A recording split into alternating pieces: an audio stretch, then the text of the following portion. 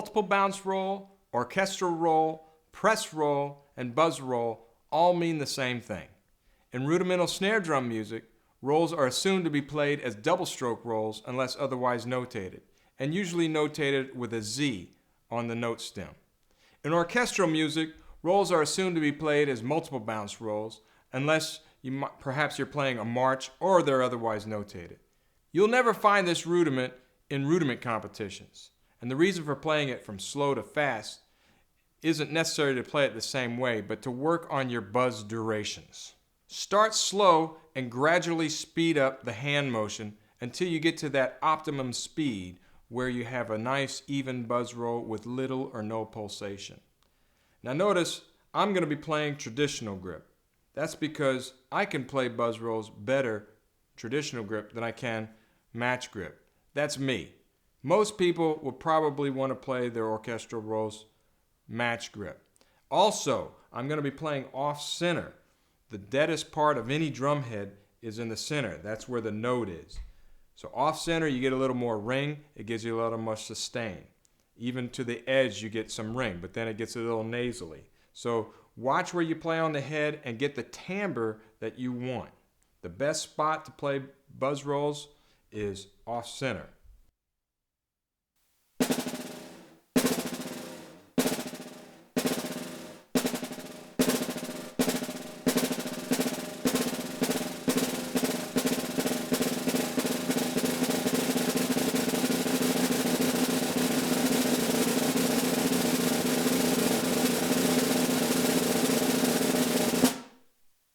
Notice with this rudiment, I'm not trying to play as fast as I can. That's not the objective.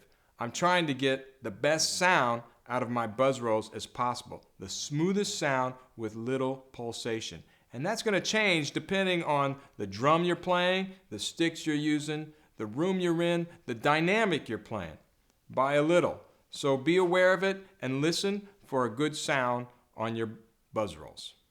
On vicfirth.com, there's a suggested chart for the hand speed depending on the tempo you're playing for all your buzz rolls.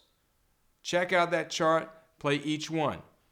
Something similar to that is also in my book, Dr. Throwdown's Rudimental Remedies, as well as an etude that I'm going to play for you now. This is in lesson 4, and this is exercise number 5. I'm going to play it in 2 different tempos, a slow tempo and a fast tempo. And once again, the faster one isn't necessarily harder. It's just the hand speed for the rolls are going to have fewer strokes in the faster tempo than in the slower tempo. So as you watch the two, watch for that. You're going to notice a lot more strokes in the slower tempo, a lot fewer in the faster tempo.